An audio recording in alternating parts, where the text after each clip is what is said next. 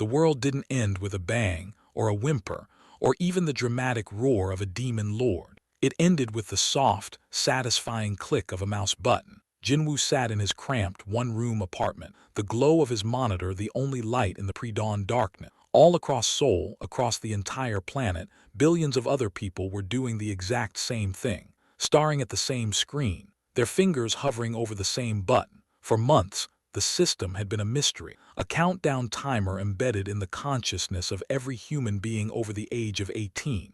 And now, the timer had reached zero. A single, stark window appeared before everyone's eyes. Global tutorial, initiate. All eligible humans will now be transported to the tutorial zone. Duration, 24 hours. Survive and complete the trial to awaken as a player. Jin-Woo's heart hammered against his ribs, a frantic drumbeat against the silence. He was nothing special, no remarkable skills, no family legacy, just an ordinary office worker with an ordinary life. This was his one shot, his one chance to be something more. His finger, slick with sweat, pressed down on the start button. And in that single, infinitesimal moment, the universe hiccuped. Half a world away, in a server farm that existed not in reality but in the raw code of the universe, a cooling fan failed. A nanosecond of lag, a tiny glitch in the cosmic mainframe. But for Jin-Woo, that millisecond of lag was interpreted by the system as an impossible feat. His single click was registered not as one input,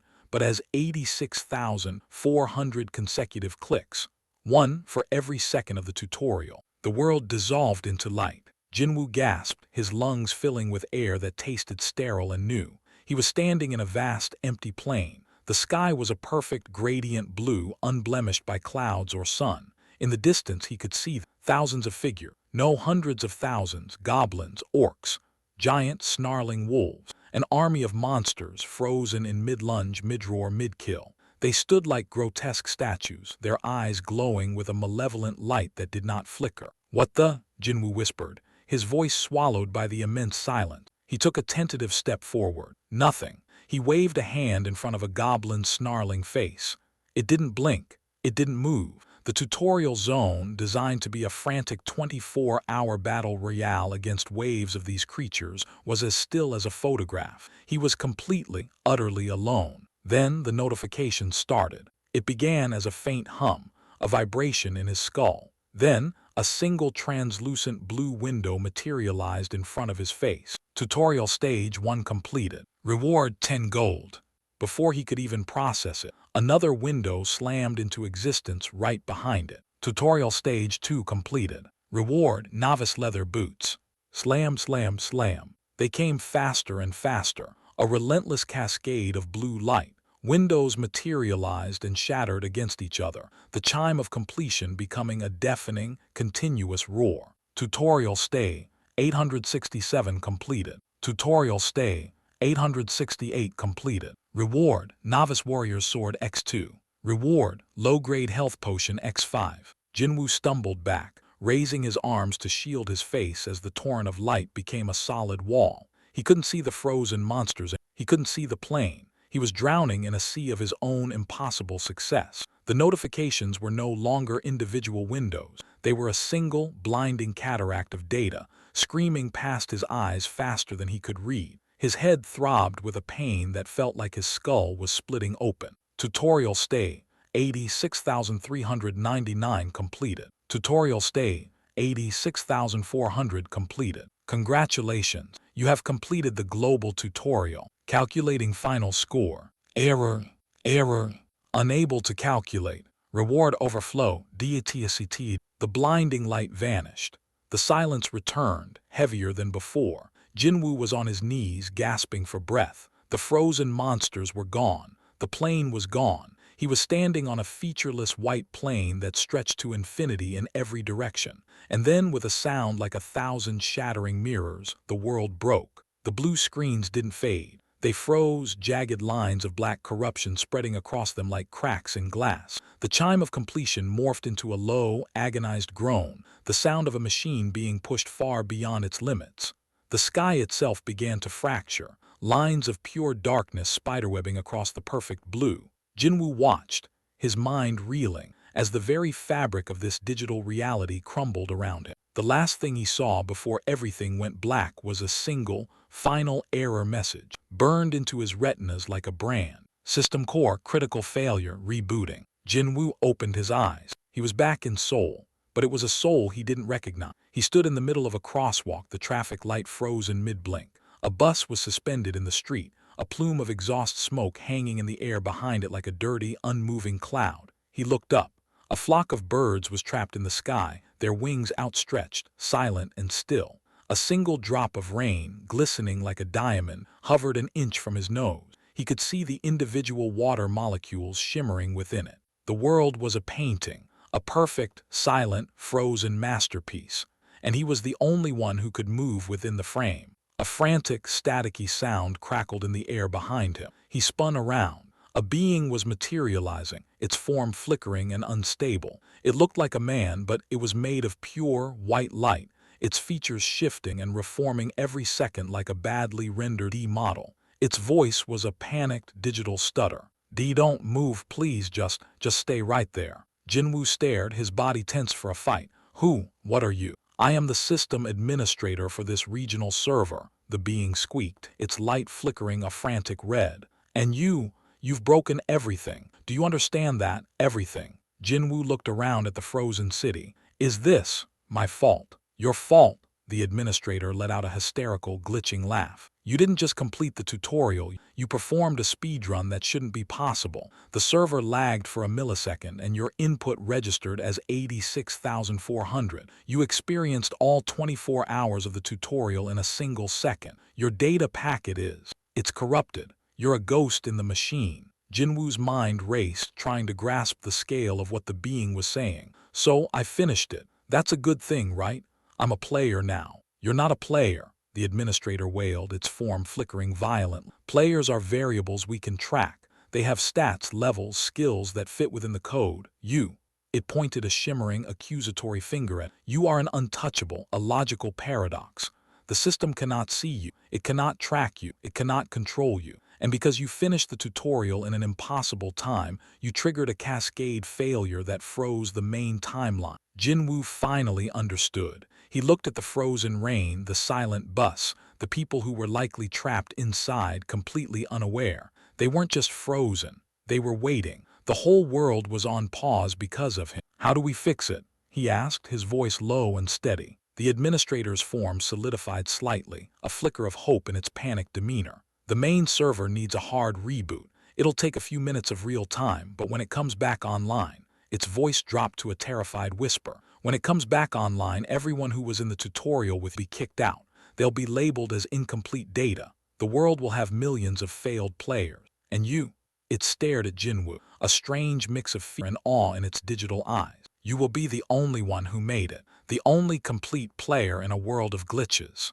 The administrator raised its hands and the frozen world began to vibrate. A low hum filled the air, building in intensity. The colors of the city began to bleed, running together like wet paint. The light was coming back. "Don't move," the administrator warned one last time, its form dissolving into static. "The reboot will unfreeze the timeline. Just try not to break anything else."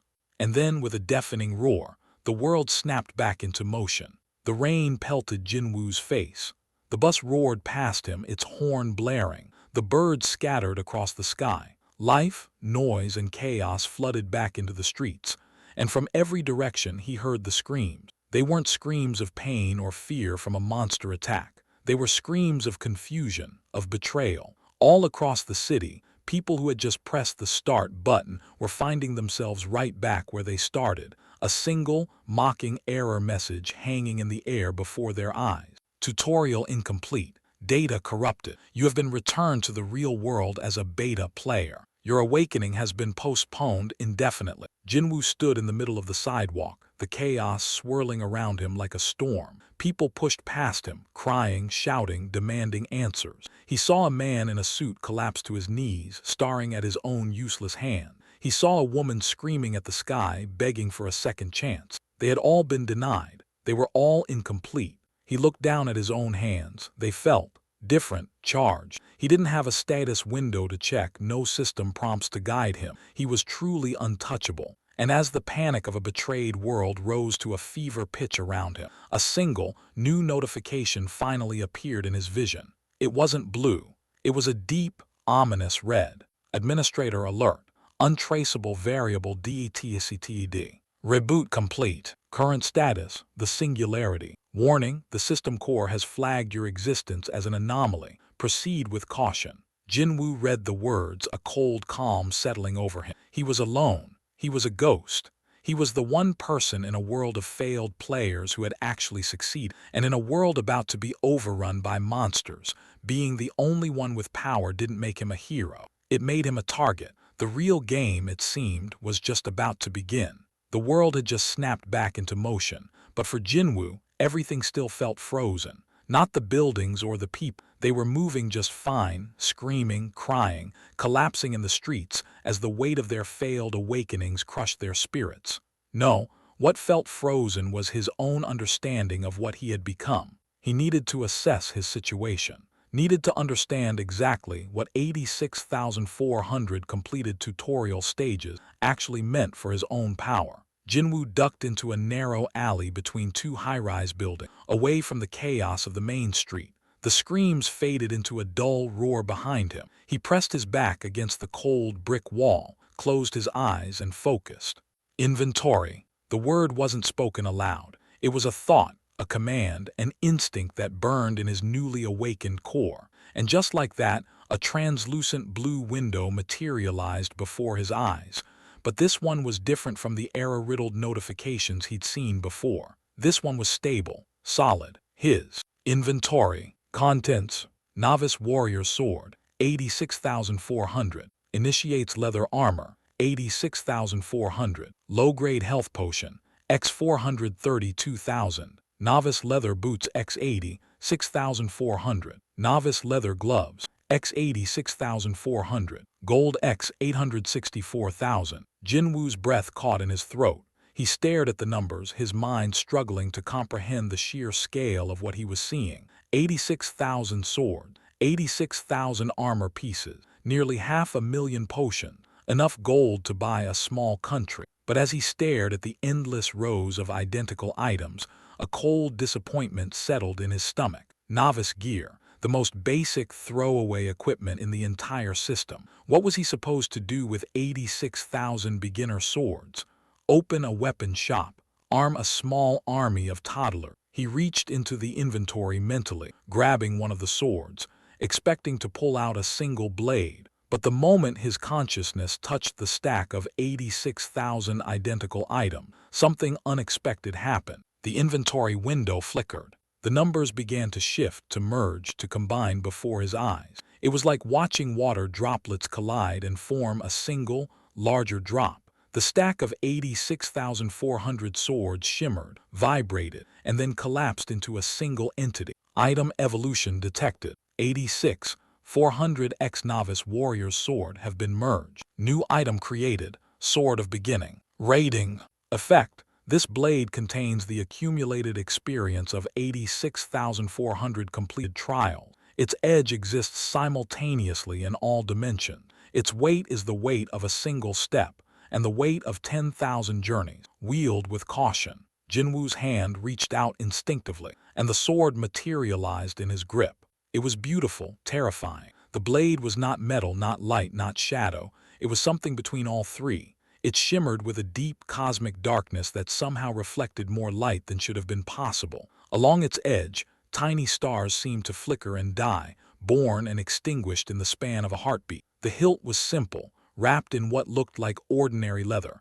but when Jin-Woo's fingers closed around it, he felt everything. He felt the weight of 86,400 battles, the fear of 86,400 new players facing their first goblin, the triumph of 86,400 first kills, the exhaustion of 86,400 completed trials. It all flowed into him, through him, becoming part of his very existence. The sword hummed in his hand, a low, resonant note that seemed to bend the air around it. And then, without him meaning to, the blade moved. It was barely a twitch, a microscopic adjustment of his wrist, but the effect was immediate and devastating. A thin line of absolute darkness sliced through the air beside him, a hair-thin wound in reality itself. The brick wall behind him didn't crack. It didn't crumble. It simply ceased to exist along that line. A perfect, smooth cut through solid matter, as if the wall had been edited out of existence by a cosmic eraser. Jin-Woo stumbled back, nearly dropping the sword. His heart hammered in his chest. He looked at the blade, then at the impossible wound in the wall, then back at the blade. What are you?" he whispered. The sword didn't answer, but the second inventory notification did. Item evolution detected. 86. 400X initiates leather armor have been merged. New item created. Armor of Genesis. Rating. Effect. Woven from the hopes of 86,400 souls who faced their first trial. This armor does not protect the body. It protects the concept of the wearer. As long as you exist, you are defended. As long as you are remembered, you cannot be unmade. The armor materialized around him, flowing over his ordinary clothes like liquid shadow. It was light, impossibly light, like wearing a second skin made of morning mist. But Jin-Woo could feel its power humming against his flesh. It didn't feel like protection. It felt like certainty, like the universe itself had acknowledged his right to exist and would fight to maintain that acknowledgement. He stood in the alley, transformed, the sword of beginning in his right hand, the armor of Genesis clinging to his form, and a power thrumming through his veins that he couldn't begin to understand. He looked like a warrior from a myth, like a king who had forgotten his own divinity. And then the ground shook. The rumbling grew louder, closer. And then, 6 blocks away, the street exploded. Jin-Woo was moving before he consciously decided to run. His body reacted on instinct, carrying him through the alleys, over walls, across rooftops with a speed that should have been impossible. The armor of Genesis seemed to anticipate his every move, guiding him, propelling him forward. Within seconds, he reached the source of the chaos.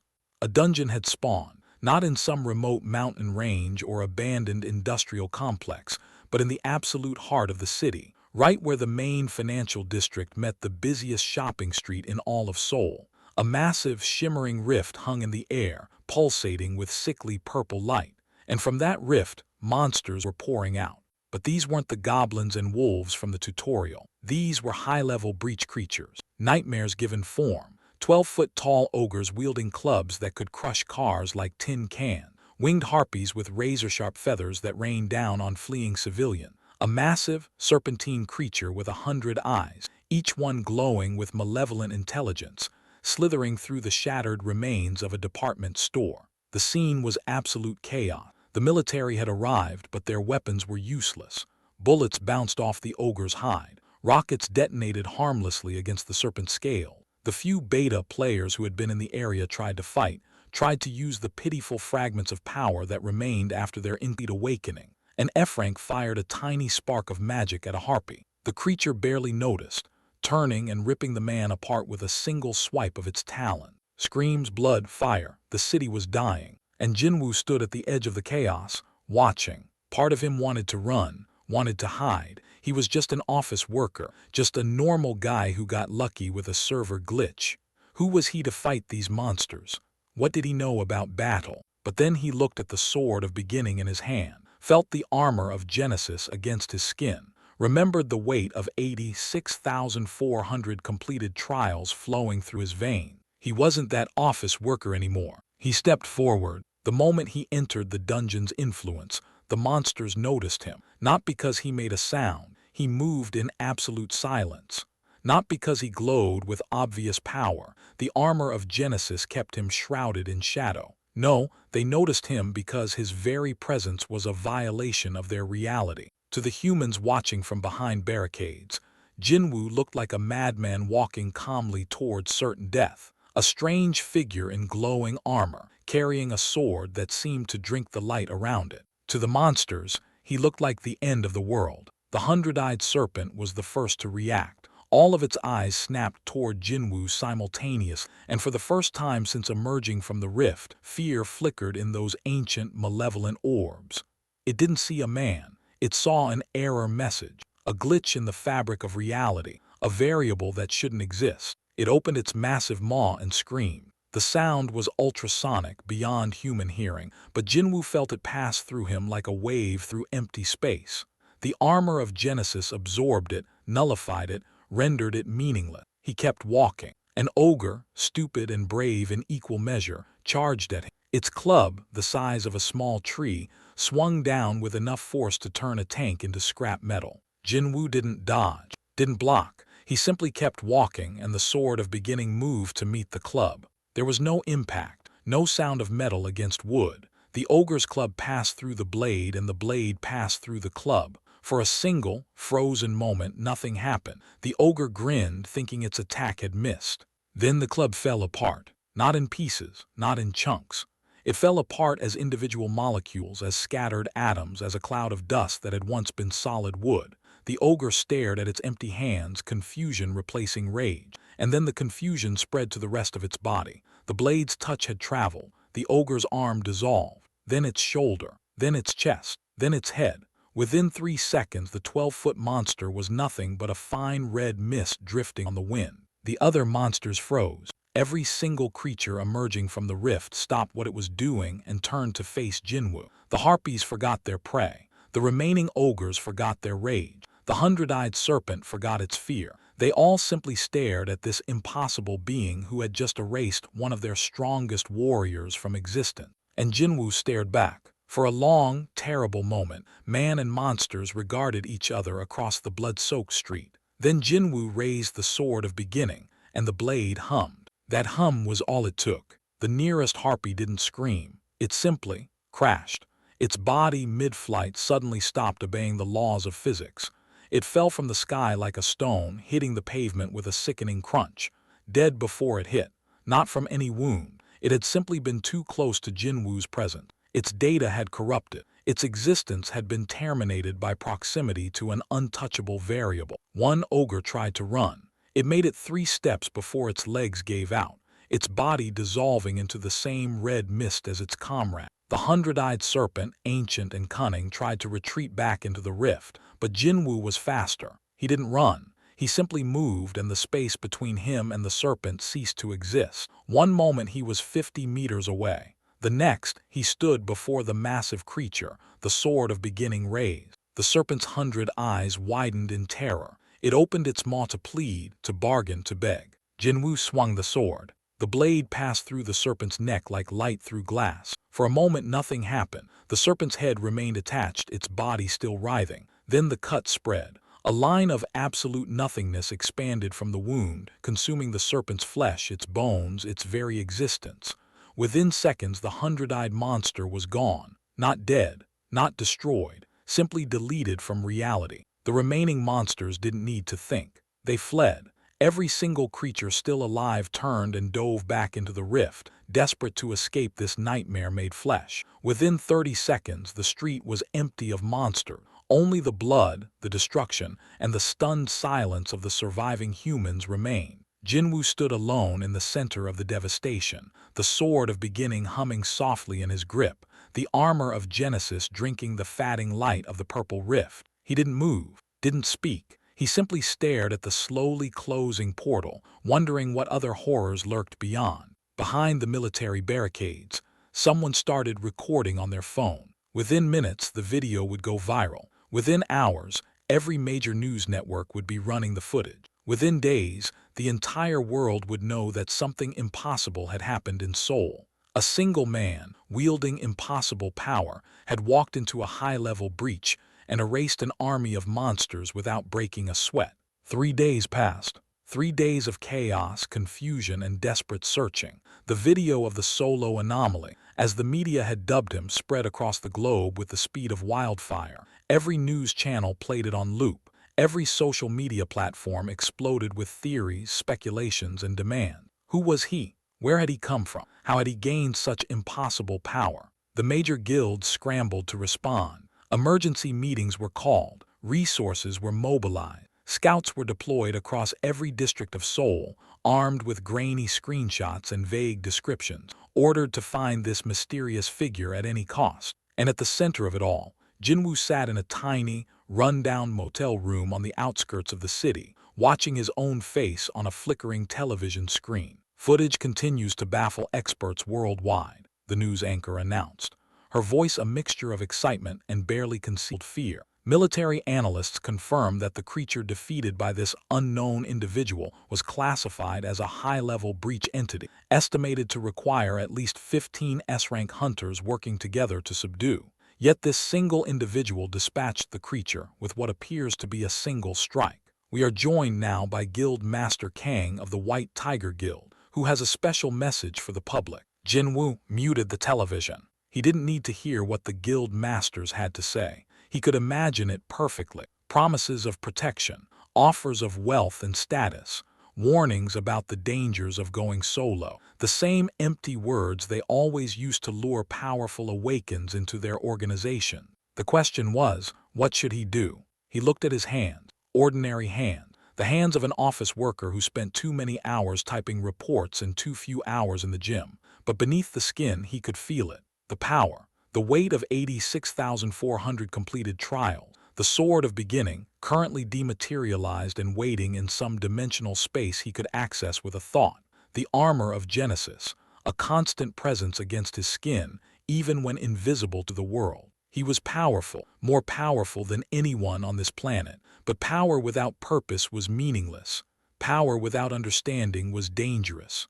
He needed information. He needed to understand what he had become, what the system truly was, and why the administrator had been so terrified of him. And there was only one place he might find those answers: the Hunter's District, the underground world of guilds, black markets, and information brokers where the real power players operated beyond the view of ordinary society. Jin-Woo stood, pulled on a plain black hoodie and walked out of the motel room. It was time to stop hiding. The Hunter's District wasn't a formal location. It was a sprawling, unofficial zone that had grown organically in the years since the First Awakening. Bars and clubs catering to hunters, black market stalls selling illegal enhancement drugs and stolen artifacts, underground fighting rings where desperate F-ranks could earn a living by bleeding for the entertainment of wealthy spectators, and everywhere, the hunters themselves, walking the streets in their distinctive gear, their eyes carrying the weight of battles fought and comrades lost. Jin-Woo moved through the crowds, his hood pulled low, his presence carefully muted. The armor of Genesis helped, subtly deflecting attention, making his face slide past the perception of everyone who glanced his way. He was a ghost in a city of monsters. He found what he was looking for at the end of a narrow alley, a bar called The Last Dungeon. The kind of place where information flowed as freely as alcohol, where secrets could be bought for the right price and forgotten for a slightly higher one. The moment he pushed through the door, he felt the weight of dozens of eyes on him. Hunters were instinctively suspicious creatures. They could sense power, even when it was hidden. And though Jin-Woo was doing everything possible to appear ordinary, something about him made the patrons of the Last Dungeon uneasy. He ignored them, walked to the bar, ordered a drink he had no intention of consuming, and waited. It didn't take long. The door burst open less than 5 minutes later, and a man strode in with the confidence of someone who owned every room he entered. Tall, broad-shouldered, with cold eyes and an aura of barely contained violence.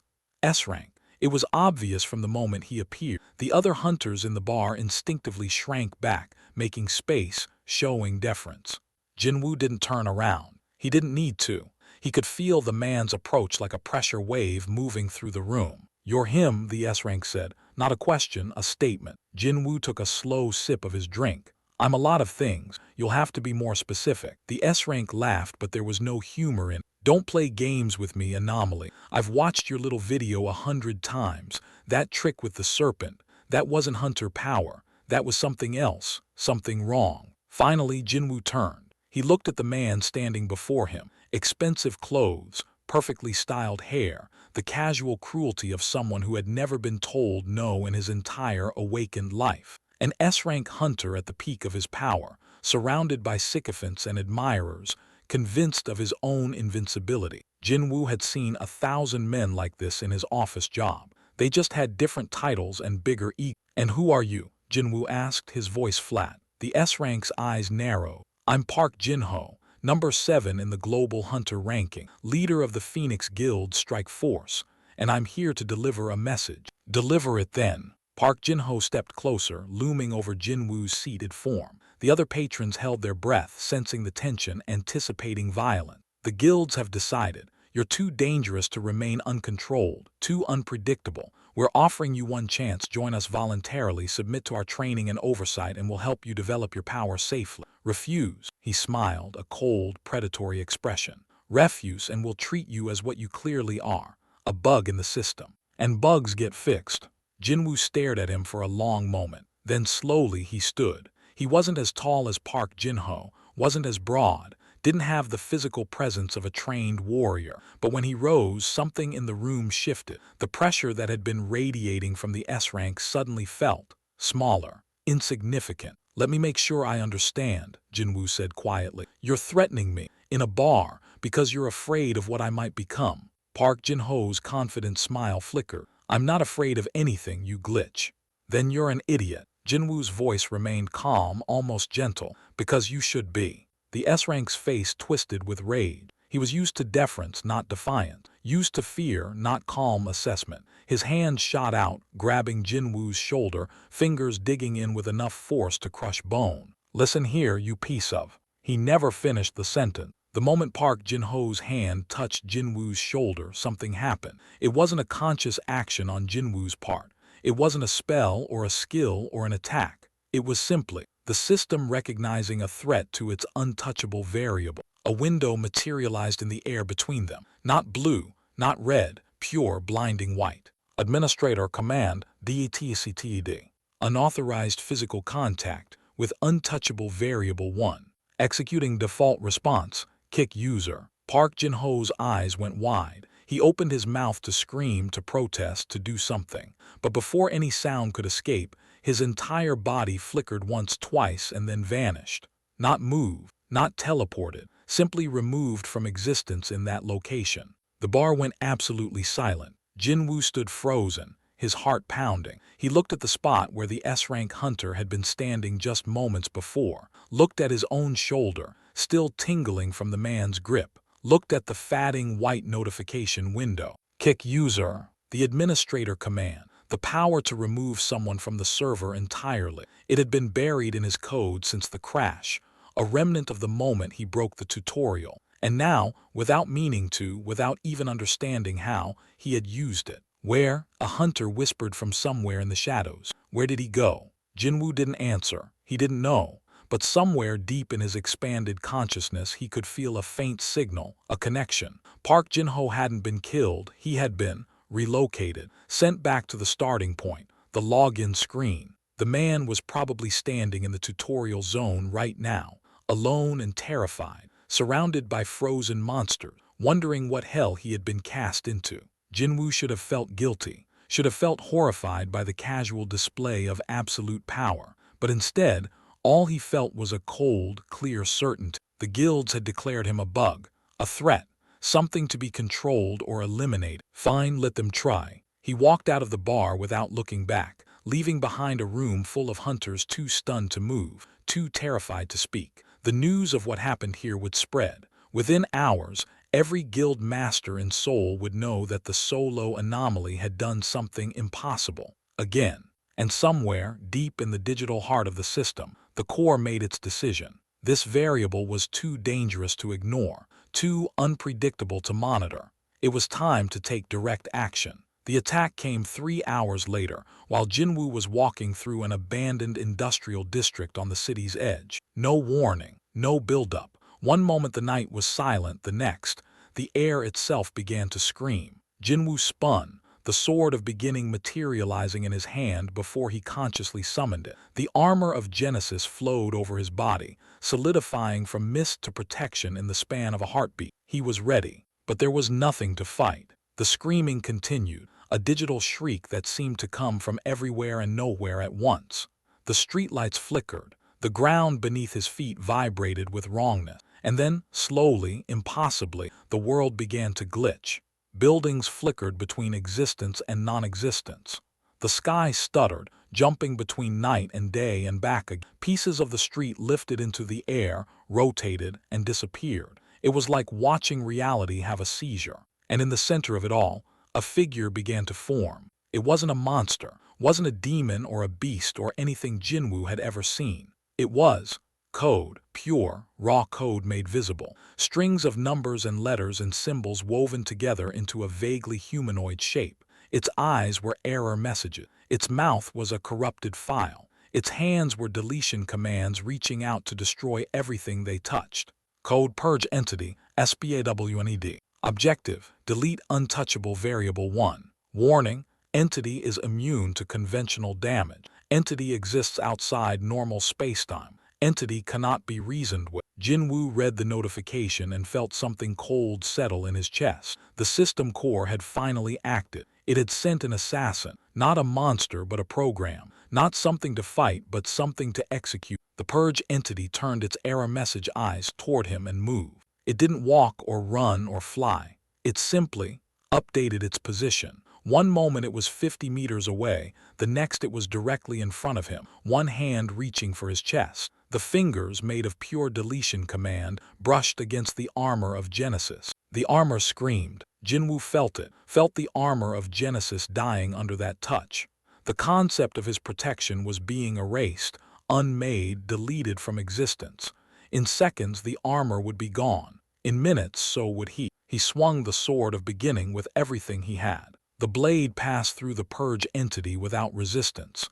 Of course it did. You couldn't cut code with a sword, no matter how powerful. The entity didn't even acknowledge the attack. It simply kept reaching, kept deleting, kept advancing. Jin-Woo stumbled back, his mind racing. How do you fight something that isn't real? How do you kill a program? How do you defeat an enemy that exists outside the laws of physics?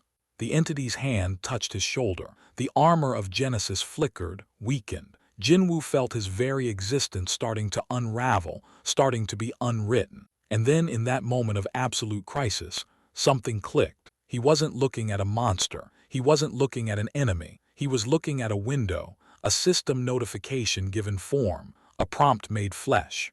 And prompts could be dismissed. Jin-Woo stopped fighting, stopped struggling, stopped trying to attack something that couldn't be attacked. Instead, he looked at the Purge Entity, not with his eyes, with his administrator privilege, with the buried commands from the server crash, with the understanding that he was an untouchable variable, and untouchable variables didn't have to follow the rules. He saw the entity for what it truly was, a pop-up window. System core has initiated deletion protocol. Target Untouchable Variable 1.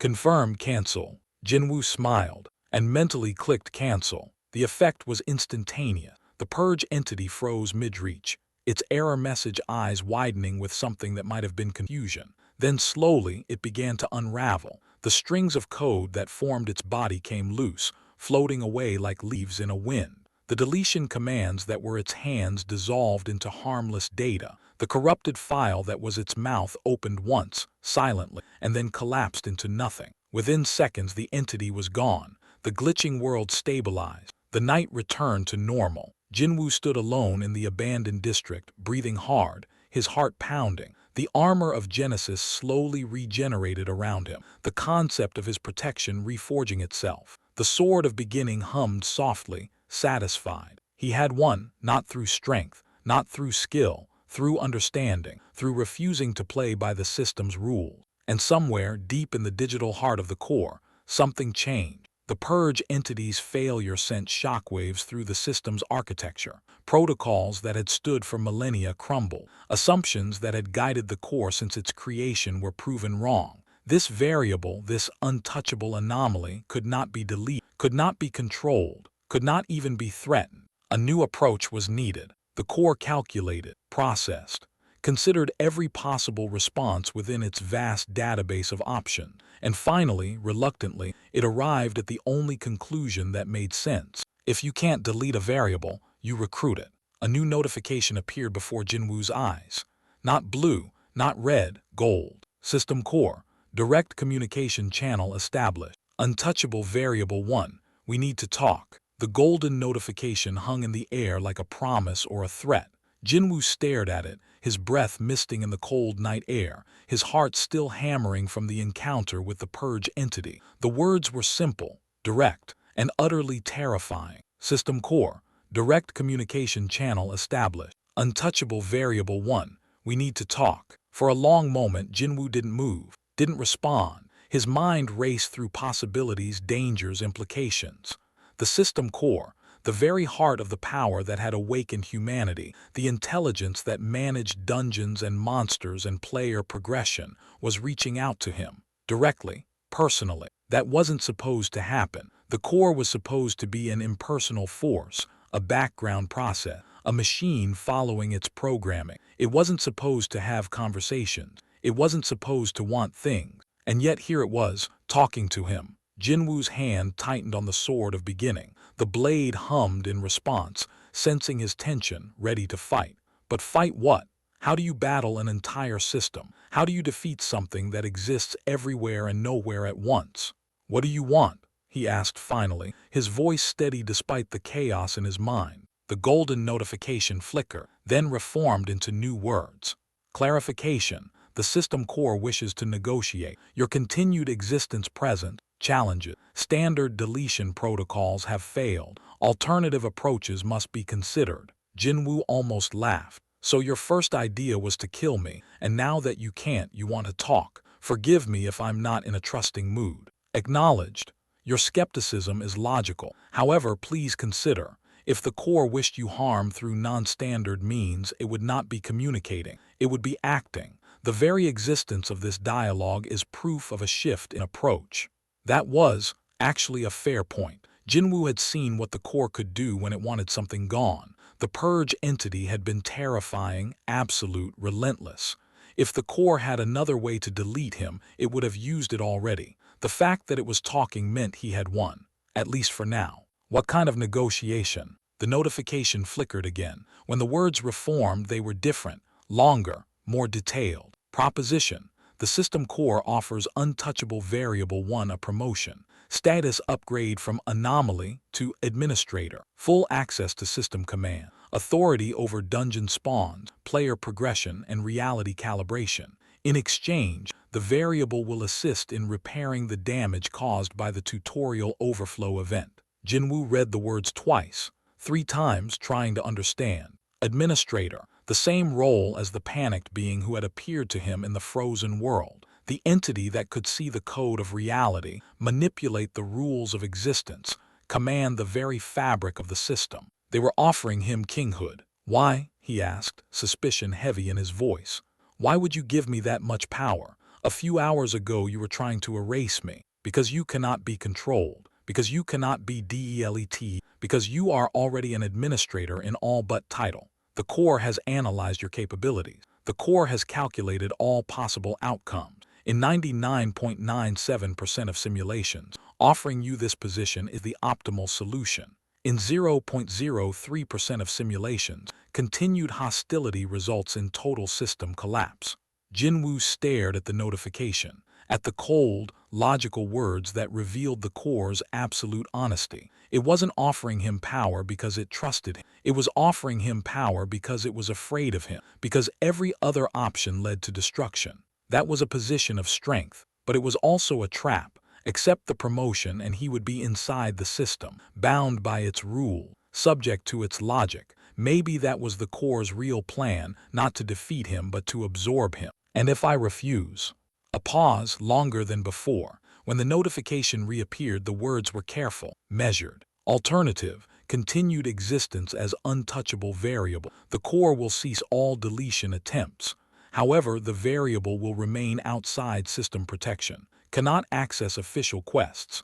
Cannot access structured progression. Cannot be healed by system magic. Cannot be revived if killed in combat. The warning was clear. Accept the promotion and gain everything. Refuse and remain a ghost, powerful but alone, vulnerable in ways he couldn't predict. Jin-Woo thought about the frozen tutorial, the panicked administrator, the 86,400 completed stages, the sword of beginning, the armor of Genesis, the power that flowed through his veins like liquid fire. He had broken the system, had shattered its rules just by existing, and now the system was offering to make him one of its masters. What would happen if he accepted? Would he lose himself, become another cog in the machine? Or would he gain the ability to change things from the inside, to fix the broken tutorial, help the incomplete beta players, protect the world from the horrors that lurked beyond the rifts. He didn't know, couldn't know, but standing here, alone in the abandoned district, with the weight of impossible power on his shoulders, he realized something important. He had been given a gift, not just power but choice. The tutorial players hadn't had a choice. The beta victims hadn't had a choice. The people crushed by dungeon breaches hadn't had a choice. But he did. And choices defined who you were. I accept. The words left his mouth before he could second-guess them, before fear or suspicion or caution could intervene. He spoke them with certainty, with conviction, with the knowledge that whatever came next, he would face it on his own terms. The golden notification blazed brighter, brighter, until it was almost painful to look at. Promotion accepted. Untouchable variable 1 is now. Game Master Administrator. Access level maximum. Authority unlimited. Warning, this promotion cannot be reversed. You are now part of the system. You are now responsible for the system. You are now the system's final authority on all matters pertaining to Earth server and its connected dimension. The world changed. Jin-Woo felt it happen. Not gradually, not subtly, but all at once.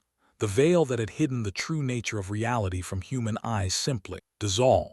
He could see everything now, not just the physical world but the code beneath it, the strings of data that made up buildings and streets and people, the background processes that managed gravity and time and causality, the error logs recording every glitch, every bug, every deviation from expected parameter. He looked at his own hands and saw the code that composed them. Billions of lines of perfect, elegant programming, marked with a single glowing annotation. Untouchable variable 1 Game Master Administrator. Do not modify.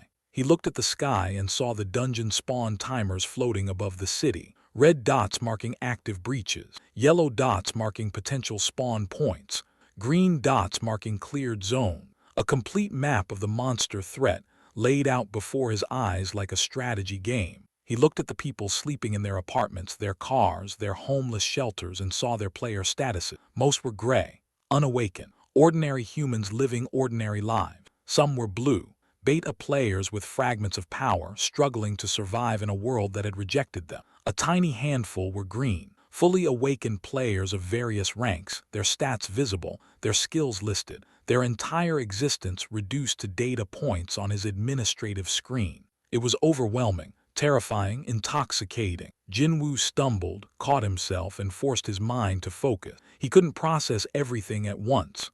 Had to start small, had to understand the basics before diving into the depths. The first thing he noticed was the tutorial. It hung in his perception like a wound, a broken instance, frozen in time, filled with trapped souls who had been caught in the overflow event. 86,400 new players, their consciousnesses suspended between life and death, waiting for a completion that would never come, waiting for him. The administrator, the real one, the panicked being who had appeared in the frozen world, materialized beside him. Its form was still flickering, still unstable, but there was a new emotion in its digital eyes. Relief. You accepted, it said, its voice steadier than before. Thank the core. I was so worried you'd refuse. The tutorial has been broken for days now. The trapped players are starting to degrade. Jin-Woo looked at the administrator, really looked. Through his new eyes he could see the being's true nature. Not a person, but a program. A complex AI designed to manage regional server operation. It had been running for centuries, maybe millennia, maintaining the balance between human world and monster dimension. And now, for the first time in its existence, it had encountered something it couldn't handle. Him. Show me, Jin-Woo said quietly. Show me the tutorial. The administrator nodded and reached out.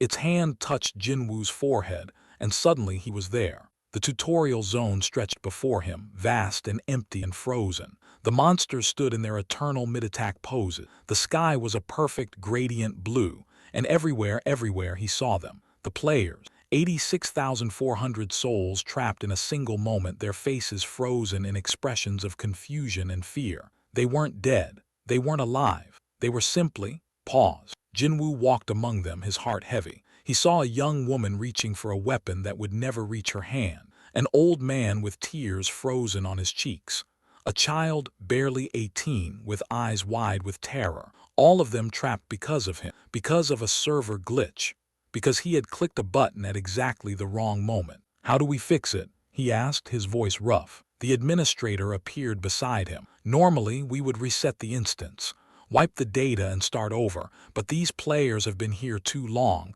A reset would delete them permanently." Jin-Woo's jaw tightened. "No, there has to be another way." "There is." The administrator's voice was careful. "You could complete it for them. Use your administrator privileges to process all 86,400 tutorials simultaneously. Apply your completion to their records. It would mark them as passed and return them to the real world." "That sounds too easy. What's the catch?" The administrator hesitated. "The catch is that you would have to experience every single tutorial, every battle, every fear, every death. Not physically, your body would remain here, but mentally, emotionally. You would live through 86,400 completions. You would feel 86,400 first kills, 86,400 moments of triumph, 86,400 surges of power. It would be overwhelming." Jin-Woo looked at the frozen faces around him, at the young woman, the old man, the terrified child. They had done nothing wrong. They had just been unlucky, just been in the wrong place at the wrong time. Just like him. "Do it," he said. The administrator stared at him. "Are you sure?" The mental strain could. "I'm sure." And so it began. Jin-Woo closed his eyes and the first tutorial flooded into him. He was a young man in a generic body facing a single goblin. Fear, panic, a wild swing. The goblin fell. Triumph, power, completion. Then another. A woman facing a wolf. Different tactics, different fears, different triumph. Then another and another and another. They came faster and faster, 86,400 lives flooding into his consciousness. He felt every emotion, every fear, every victory, every moment of growth. He was 1,000 different people, facing 1,000 different trials, learning 1,000 different lessons. The weight of it should have crushed him, should have shattered his mind into a million pieces. But he had been prepared for, had been forged by the original overflow. The sword of beginning hummed in his dimensional space, reminding him of its origin. The armor of Genesis wrapped around his consciousness, protecting his core self from the onslaught. He endured. Minutes passed, hours, days. Time had no meaning in the frozen tutorial. There was only the endless stream of lives, each one a complete story, each one a complete person. And then finally, it was over. Jin-Woo opened his eyes. He was still standing in the tutorial zone, still surrounded by frozen players. But now slowly they began to move. The young woman gasped, her hand finally reaching the weapon. The old man blinked, tears falling freely down his cheeks. The child screamed, then laughed, then cried, overcome with relief. One by one, they vanished. Returned to the real world. Returned to their lives. Returned to families who had given them up for dead. When the last player was gone, Jin-Woo turned to the administrator. He looked different, older, wiser, carrying the weight of 86,400 lifetimes in his eyes. "It's done," he said quietly. The administrator nodded, its form flickering with something that might have been awe. You actually did it. No one has ever." It stopped, shook its digital head. "The tutorial is repaired. The players are safe. You've done more good in one day than most administrators achieve in centuries." Jin-Woo didn't respond. He was looking at something else. A presence. A power. Something vast and ancient and infinitely patient, approaching from the depths of the system. The administrator felt it too. Its form flickered violently, panic returning to its digital eyes. That's not possible. That signal hasn't been detected since the system's creation. The world froze again. Not the same as before, this was different. This was intentional, purposeful, a conscious decision to pause reality. And in the frozen space between moments, a figure appeared. He looked like a man, middle-aged, tired, dressed in a rumpled shirt and jeans, a coffee mug clutched in one hand. His eyes were bloodshot. His hair was a mess. He looked like every overworked programmer Jin-Woo had ever seen, fighting a deadline, surviving on caffeine and desperation. But Jin-Woo knew, with absolute certainty, that this was no ordinary man. "You must be Jin-Woo," the figure said, his voice weary but kind. "I'm sorry it took me so long to get here. The traffic between dimensions is a nightmare this time of cycle." Jin-Woo stared at him. "Who are you?" The man took a long sip of his coffee. Me. I'm the one who wrote this mess. He gestured at the frozen tutorial, the suspended reality, the infinite layers of the system. The creator, the original programmer, the guy who's been running on 4 hours of sleep for the last 10,000 years trying to keep this whole thing from falling apart. Jin-Woo's mind reeled. The creator, the being who had designed the system, the entity that stood at the absolute peak of existence, standing before him, drinking coffee, looking exhausted. I don't understand, Jin-Woo said slowly. If you're the creator, why are you like this? The creator laughed, a tired, genuine sound. You mean why aren't I a glowing king on a golden throne? He shrugged. Been there, done that. Got boring after the first millennium. Besides, this form is more comfortable. Reminds me of why I started this project in the first place. He took another sip of coffee, then fixed Jin-Woo with a thoughtful gaze. You've been wondering, haven't you, why the system exists? Why humanity was awakened? Why monsters pour through rifts and players fight and die in an endless war? The thought had crossed my mind. The creator nodded. Of course it had. You're smarter than most.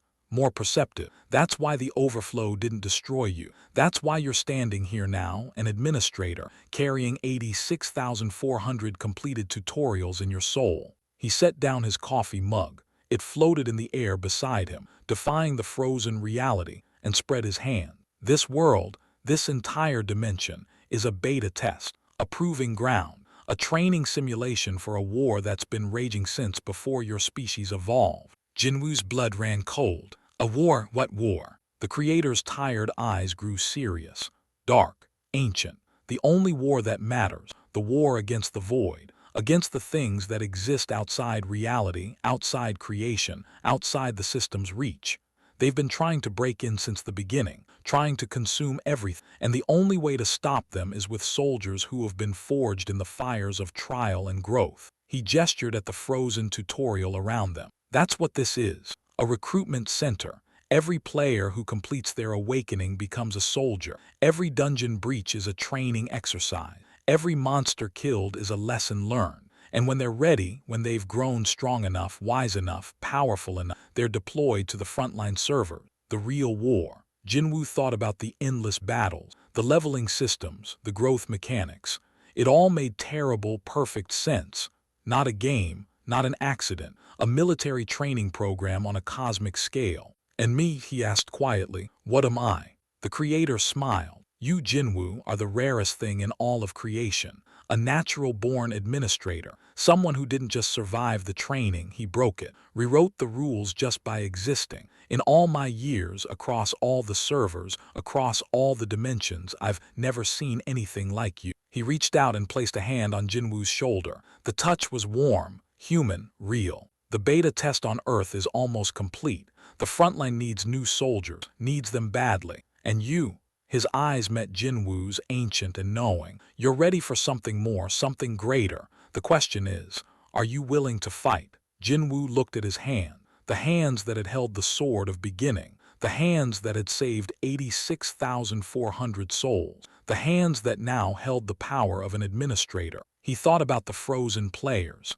the terrified beta victim, the monsters pouring through rifts, the endless war that awaited beyond the veil. And he made his choice. Show me, he said. Show me the frontline. The creator's smile widened. I was hoping you'd say that. He snapped his fingers, and the world dissolved. Jin-Woo fell through layers of reality, past Earth server shrinking to a tiny dot behind him, past countless other servers, fantasy worlds, sci-fi dimensions, realms of pure magic and realms of absolute technology, past the boundaries of the system itself, into the raw chaos of unformed space. And then, with a jolt that shook his very soul, he landed. The sky was red, not the red of sunset or dawn, but the red of constant, eternal battle. The ground beneath his feet was cracked and blackened, scarred by weapons beyond imagination. In the distance, mountains rose against the crimson horizon, mountains that moved, mountains that screamed. And everywhere, the war raged.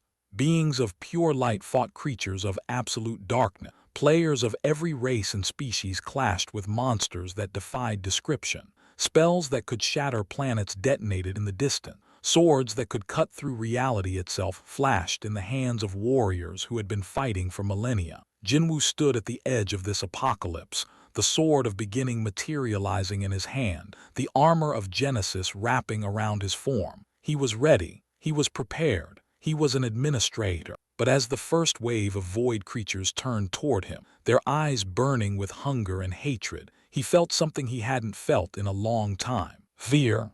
The sword of beginning flickered in his grip. The armor of Genesis pulsed uncertainly. They were connected to Earth's server, to the tutorial, to the rules he understood. Here, in this raw chaos, those rules didn't apply. Here, the coding language was harsher, crueler, more absolute. A void creature lunged at him, its claws reaching for his heart.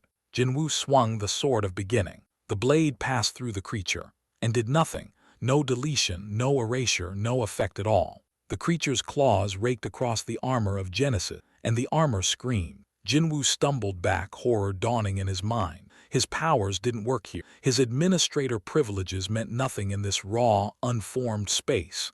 He was no longer a king. He was just a man standing on a battlefield where kings went to die. The void creature lunged again, and Jin-Woo realized with terrible clarity that the real tutorial was just beginning. The void creature's claws raked across the armor of Genesis, and for the first time since his awakening, Jin-Woo felt true pain, not the phantom echo of 86,400 tutorials, but real physical agony as the armor buckled beneath the assault. The concept of his protection flickered, weakened, nearly broke. He threw himself backward, rolling across the scorched earth, the sword of beginning clutched desperately in his hand. The creature pursued with inhuman speed, its form shifting between solid and shadow, its multiple eyes gleaming with mindless hunger. Think, you're an administrator. You've survived everything the system threw at you. This is no different.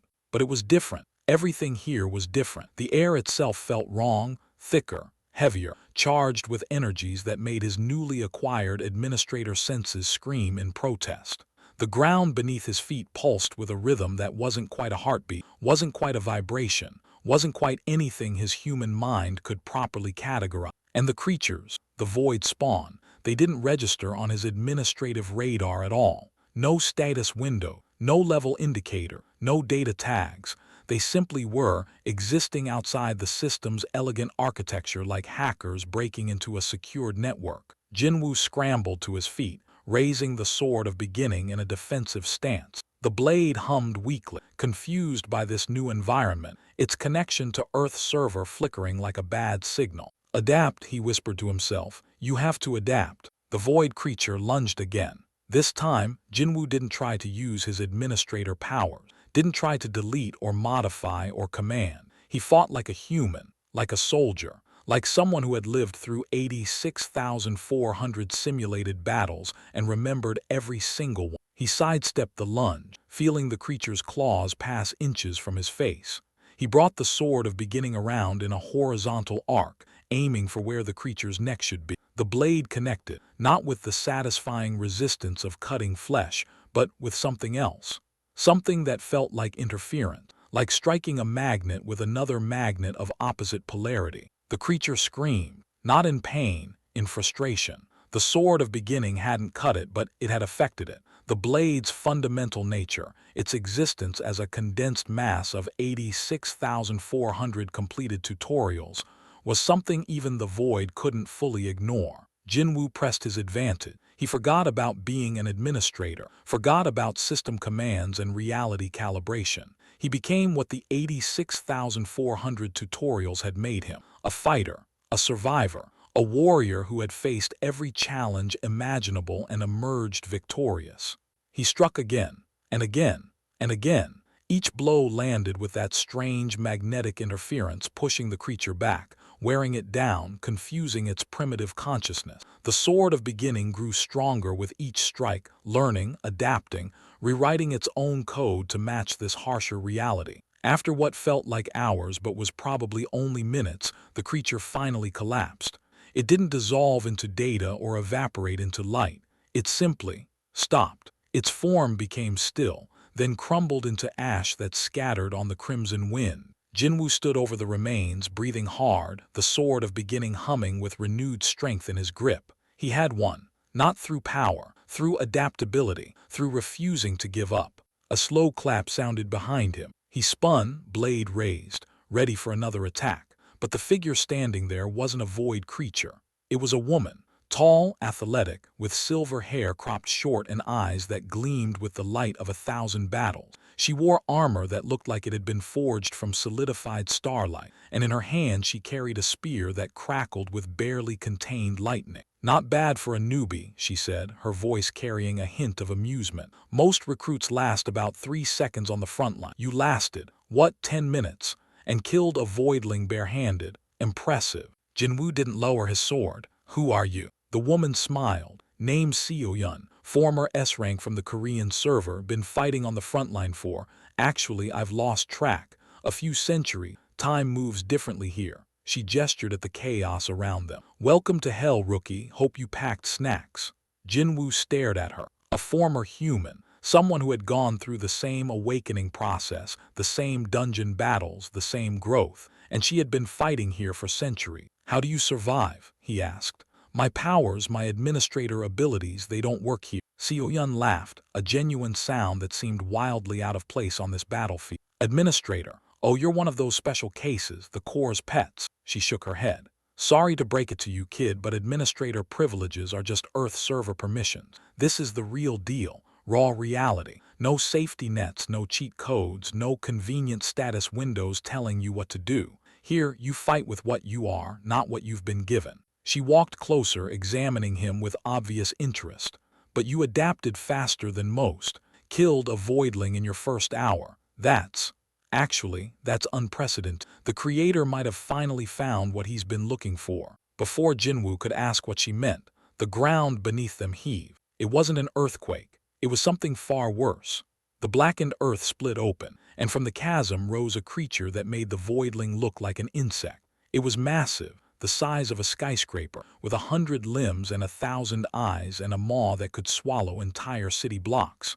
Its presence alone distorted reality, causing the crimson sky to bleed into black, causing the distant mountains to flicker and fade. "Oh no," Seo-yun breathed, all humor gone from her voice. "Not now, not a void lord." Jin-Woo felt it too. The sheer weight of this creature's existence pressed against his consciousness like a physical force. The sword of beginning screamed in his grip, terrified. The armor of Genesis flickered violently, barely maintaining cohesion. "What is that?" he asked, though he already knew the answer. "Endgame boss," Seo-yun said grimly, raising her lightning spear. "Void lords are what the Corps was built to fight. They're the reason the system exists. There." The Void Lord's 1,000 eyes focused on them. And the world ended. Jin-Woo woke to darkness. Not the darkness of night or shadow or absence of light. This was deeper, more fundamental, the darkness of non-existence. The darkness of the void between reality. He tried to move, couldn't. Tried to speak, couldn't. Tried to access his administrator powers, his inventory, his skills. Nothing responded. He was alone in the absolute emptiness, with no sense of up or down, no past or future, no anything except the crushing awareness of his own fragile existence. Is this death, he wondered? Is this what happens when a Void Lord kills you? You just stop. But no, death would be oblivion. This was something else. This was being held, contained, preserved for some unknown purpose. A voice echoed through the darkness, not heard with ears, perceived directly, as if the darkness itself was speaking. Interesting, so very interesting. The voice was vast, ancient, hungry. It didn't speak in words so much as concepts, flooding Jin-Woo's mind with understanding whether he wanted it or not. A human who broke the system, a mortal who became an administrator, a soul that carries 86,400 completed trials. You are unprecedented. Jin-Woo tried to respond, tried to form words, but he had no mouth here, no body, no voice.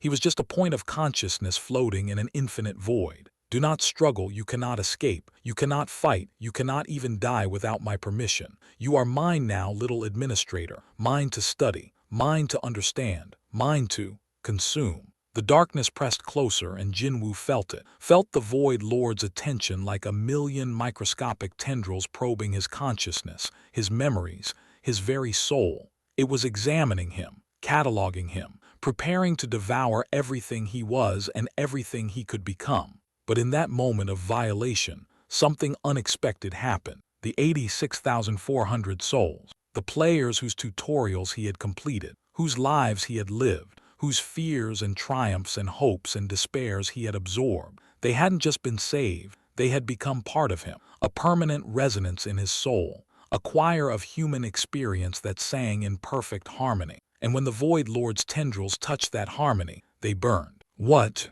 The darkness recoiled, surprise and something like pain coloring its vast consciousness. Jin-Woo felt the pressure release, felt the probing tendrils withdraw, felt the Void Lord's attention shift from curiosity to caution. 86,400 completed cycle, bound together, resonating. You are not one soul, you are a nation, a civilization, a chorus of human experience made flesh. Jin-Woo didn't understand what was happening, but he didn't need to. The Void Lord was afraid. He could feel it. The creature that could erase realities was actually afraid of the 86,400 souls living within him. He seized the moment. If I am a nation, he thought, then let me speak for my people. He reached deep within himself, touched the chorus of souls and sang. Not literally, he still had no voice in this void, but he projected, he resonated. He became the conductor of a symphony of human existence, channeling the collective will of 86,400 souls who refused to be consumed, refused to be erased, refused to give up. The darkness screamed. It was a sound beyond sound, a concept of agony made manifest. The Void Lord's presence convulsed, shattered, scattered across the void like broken glass. Jin-Woo felt the creature's grip on him dissolve, felt himself falling, felt the darkness giving way to light, painful, brilliant, overwhelming light. He crashed onto solid ground, gasping, his body reforming around him as if reality itself was reassembling his physical form. The sword of beginning materialized in his hand, humming with fierce joy. The armor of Genesis wrapped around him, stronger than before, reinforced by whatever had just happened. He was alive, he was whole, and standing before him, looking absolutely dumbfounded, was Seo-Yun. You, she whispered, her lightning spear dangling forgotten at her side. You just banished a Void Lord. With your soul, that's not possible. That's literally not possible. Void Lords have existed since before the first universe was created. They've never been defeated by a single being, ever. Jin-Woo pushed himself to his feet, his body aching but functional. I didn't defeat it, I just resonated. The 86,400 souls inside me, they reacted to its probing, burned it somehow. Seo-Yun stared at him like he'd grown a second head. 86,400 souls. Inside you. What in the core's name are you talking about? Jin-Woo explained. The tutorial overflow. The frozen players. His decision to complete their trials for them. The 86,400 lifetimes now living within his consciousness. By the time he finished, Seo-Yun's expression had shifted from shock to awe to something that looked almost like reverence. Do you have any idea what you are? She asked quietly. Any idea at all? Jin-Woo shook his head. Seo-Yun pointed at the spot where the Void Lord had been. That creature, that Void Lord, has consumed thousands of worlds, millions of souls. It's been fighting on the front line since before humanity existed, and it just ran from you. Not from your power, not from your skills, from what you are. From the fact that you carry 86,400 complete human experiences within your soul. She stepped closer, her eyes intense. The void feeds on empty, on isolation, on the absence of connection. But you're the opposite of empty. You're so full, so connected, so complete that touching you literally hurts them. Don't you understand? You're not just a soldier for this war. You're the weapon, the one they've been waiting for. Jin-Woo stood in silence, processing her words. The weight of 86,400 souls pressed against his consciousness, but it no longer felt heavy. It felt right, natural, like he had been born to carry them. What do I do now? He asked. Seo-Yun smiled, a fierce, hopeful smile that transformed her battle-worn face.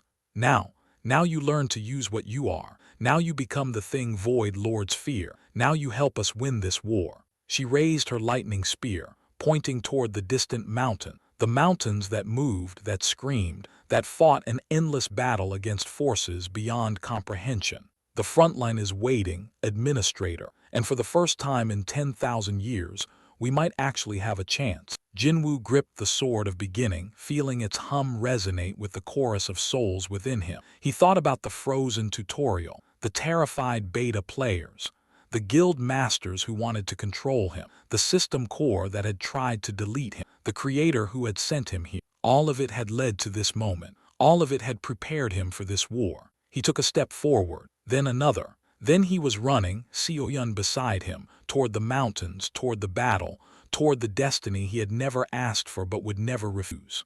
Behind them, the void where the Void Lord had been remained empty, but Jin-Woo could feel it watching, waiting, planning. The war was far from over, but for the first time, the Void had something to fear. His name was Jin-Woo, and he carried 86,400 souls. Years passed on the front line, or centuries, or moments. Time was different now, softer, more forgiving. Jin-Woo didn't fight anymore. There was nothing left to fight. Instead, he traveled, through dimensions, through realities, through the transformed void itself. He visited worlds that had been saved from consumption, helping them rebuild. He sat with souls who had been trapped in darkness, helping them find peace. He taught others what he had learned, that connection was stronger than consumption, that love was more powerful than emptiness, that humanity, in all its flawed glory, was the most beautiful thing in existence. The Creator found him one day, sitting on a hillside overlooking a world that was just beginning to recover from millennia of void influence. The tired programmer looked different now, rested, peaceful, carrying a cup of tea instead of coffee. "I never thought I'd see," the Creator said softly, sitting beside him. "When I first built the system, when I first started this war, I thought it would last forever, that the void would always be there, always consuming, always winning. I never imagined," he shook his head, "I never imagined a human would be the one to change everything." Jin-Woo smiled. "We're good at that, changing things, breaking expectations, doing the impossible." He paused, looking at the recovering world below. "What happens now to the system, to the frontline, to all of it?" The Creator considered the question. "The system will fade, I think. It was built for war and the war is over. But the connections it created, the players, the friendships, the love stories, the sacrifices, those will remain. They'll become something new, something better." He turned to look at Jin-Woo directly. "And you? What will you do? You could be anything now, go anywhere, do anything. The universe is literally yours to explore." Jin-Woo was quiet for a long moment, thinking about the journey that had brought him here. The frozen tutorial, the 86,400 souls, the battles, the victories, the losses, the friends he had made and the enemies he had transformed. "There's a world I remember," he said finally. "A small world called Earth. It's where I started, where the tutorial broke, where 86,400 players were trapped and free." He smiled softly. "I think I'd like to go back, see how they're doing, maybe help them rebuild too." The Creator nodded, understanding. "The beta players, the ones who were left incomplete, they've been struggling, you know, without full awakenings, without system support. Life has been hard for them." Jin-Woo stood, looking toward the distant stars. "Then it's time someone helped. Time someone showed them that being incomplete doesn't mean being worthless, that they can still be heroes, even without system powers, that humanity doesn't need a system to be extraordinary." He turned to the Creator, and for the first time, the ancient being saw something in his eyes that he had never seen before in all his eons of existence. Hope, pure, absolute, unshakable hope. "Take me home," Jin-Woo said. And the Creator smiled. Earth had changed. Jin-Woo stood on a hill overlooking Seoul, watching the city pulse with life below. The rifts were gone. The dungeons had closed. The monsters no longer spawned. The age of players was over. But the age of heroes had just begun. He saw them as he walked through the streets. The beta players, the incomplete ones, the ones the system had rejected. They had built something new in the absence of magic and power. Community centers where they taught each other to survive. Support networks where they shared food and resources. Schools where they raised children who would never know the terror of dungeon breaks. They had become heroes anyway, not through power but through love, through connection, through the very humanity that had saved the universe. Jin-Woo walked among them, unnoticed, unseen, a ghost watching his people thrive. He saw the young woman from the frozen tutorial. She was a teacher now, guiding children with patience and kindness. The old man ran a small restaurant, feeding anyone who couldn't pay. The terrified child had grown into a doctor, saving lives with steady hands and a gentle heart.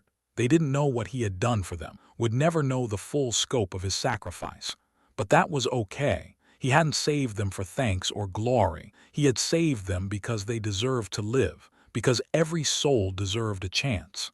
As evening fell over Seoul, Jin-Woo found himself standing before a small apartment building. Ordinary, unremarkable, the kind of place he might have lived in before everything changed. He walked inside, climbed the stairs, stopped before a door on the third floor. Through the thin walls he could hear the sounds of a family, laughter, conversation, the clatter of dishes. A mother and father, two children, living their ordinary, extraordinary lives. Behind this door lived one of the 86,400, a man who had been trapped in the frozen tutorial, who had been saved by a stranger's sacrifice, who had returned to his family and built a beautiful life without ever knowing why he had been given a second chance. Jin-Woo raised his hand to knock, paused, lowered it. They didn't need to know, didn't need to carry the weight of his sacrifice. They just needed to live, to love, to be happy. He turned away from the door and walked back into the night. The Creator found him again at dawn, sitting on the same hill overlooking Seoul. The ancient being didn't speak, just sat beside him and watched the sun rise over the city. You could have told them, the Creator said eventually, could have let them know what you did. They would have worshipped you, built statues, named children after you. Jin-Woo shook his head. I didn't do it for statues. I did it because it was right, because they deserve to live, because, he paused, searching for the right words, because that's what humans do. We sacrifice for each other. We love without expecting return. We hope even when hope seems foolish. He looked at his hand, still the same hands that had held the sword of beginning, that had carried 86,400 souls, that had transformed the void itself. The souls are still with me, you know, all of them. The 86,400 and the billions more who joined them in the final battle. They're part of me now, part of who I am. I'll carry them forever. The Creator nodded slowly. That sounds like a heavy burden. Jin-Woo smiled. It's not a burden, it's a gift. Every one of them, their hopes, their fears, their loves, their dreams, they make me who I am. They make me more human, not less.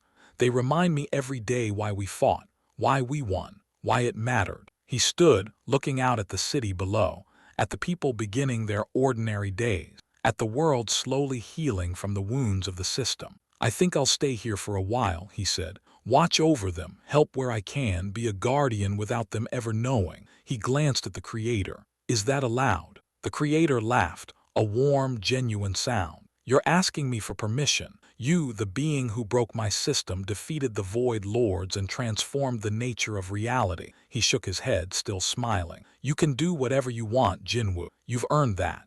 They stood together in companionable silence, watching the sun rise over Seoul, over Earth, over a universe finally at peace. After a long moment, the Creator spoke again, his voice soft. You know, when I first built the system, I thought power was the answer, that if I could just create enough strong warriors, we could defeat the Void. But you showed me something different. You showed me that the real power wasn't in strength or magic or system command. It was in connection, in love, in the ordinary, extraordinary humanity that exists in every soul. He turned to face Jin-Woo directly. Thank you for teaching me that. After all these eons, you reminded me why I started this in the first place.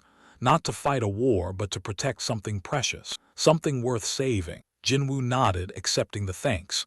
What will you do now? With the war over, I mean. The Creator shrugged, a very human gesture. I thought I might take a vacation. Been meaning to visit some of the newer dimensions, the ones that formed after I started this project. See what beauty they've created without my interference. He smiled. And after that, who knows, maybe I'll build something new, something that doesn't need to fight, something that just creates, grows, loves. Sounds like a good plan, Jin-Woo said. It is. The Creator paused, then added quietly, you know, you could come with me, see the universe, explore dimensions no human has ever seen. You've earned that too. Jin-Woo considered it. The offer was tempting, endless adventure, endless discovery, endless wonder. But after a moment he shook his head. Maybe someday. But right now this is where I belong. These people, they're my people. This world, it's my world. I'll watch over them for a while, make sure they're okay. And when they don't need me anymore, maybe then I'll explore. The Creator nodded, understanding. They're lucky to have you. No, Jin-Woo said softly, watching a family of 4 walking hand in hand below. I'm lucky to have them. The years passed peacefully on Earth. Jin-Woo became a legend without anyone knowing it, a guardian who never revealed himself, a protector who worked in shadows and whispered. When beta players struggled, help would mysteriously appear. When disasters threatened, someone would always be there to guide people to safety. When despair crept into hearts, hope would find a way to bloom. The 86,400 souls lived their lives, ordinary, beautiful, precious lives. They fell in love, raised children, grew old, and passed on. And each time one of them died, Jin-Woo felt it, felt their soul return to the chorus, completing a circle that had begun in a frozen tutorial so long ago. But their deaths weren't sad. They were celebration. Each soul that returned brought new stories, new experiences, new love to add to the collective. The chorus grew richer, deeper, more beautiful with every passing generation. And Jin-Woo watched and waited and protected. One evening, centuries after the tutorial broke, he sat on his hill overlooking Seoul, now a gleaming city of towers and light, built by generations of beta players who had never known system power, but had achieved wonders anyway. The city hummed with life, with creativity, with the indomitable human spirit that no amount of darkness could ever extinguish. Beside him, a figure materialized, Seo-yun. She looked the same as always, ageless, eternal, her lightning spear replaced by a simple staff. "Thought I'd find you here," she said, sitting beside him. The front line's quiet now, peaceful even. The transformed void, it's beautiful, full of light and memory. Souls go there sometimes just to visit, to remember. Jin-Woo nodded. "I know, I feel them when they do." They sat in comfortable silence, watching the city below. After a while, Seo-yun spoke again. "The creator sent me, said to tell you. It's time, if you want. The new project is ready. A universe built on connection instead of conflict, on love instead of war, on hope instead of fear. He wants you to see it, to help guide it if you're willing." Jin-Woo considered the offer. Centuries of watching, centuries of protecting. He had given everything to this world, to these people, and they had given back everything in return. He looked at the city below, at the lives unfolding in its streets, at the descendants of the 86,400 living their ordinary, extraordinary lives. They didn't need him anymore, hadn't needed him for a long time. They had learned to stand on their own, to thrive on their own, to be heroes on their own. His work here was done. "What do you think?" he asked quietly. "Should I go?" Seo-yun smiled. "I think you've earned the right to choose, but if you're asking my opinion..." She looked at the city, at the world, at the stars beginning to appear in the evening sky. "There's so much more out there, so many souls who could use a guardian like you, so much beauty waiting to be protected." Jin-Woo nodded slowly. Then he stood, looking one last time at the city that had grown from the ashes of the system. "Thank you," he whispered, "to the city, to the people, to the 86,400 souls who had made him who he was. Thank you for everything." And then he turned away, walking with Seo-yun toward a future that stretched endlessly before him, filled with new worlds to protect, new souls to carry, new love to nurture. The chorus of billions sang within him, their voices raised in eternal hope. And somewhere, in a tutorial that no longer existed, a single click echoed through eternity.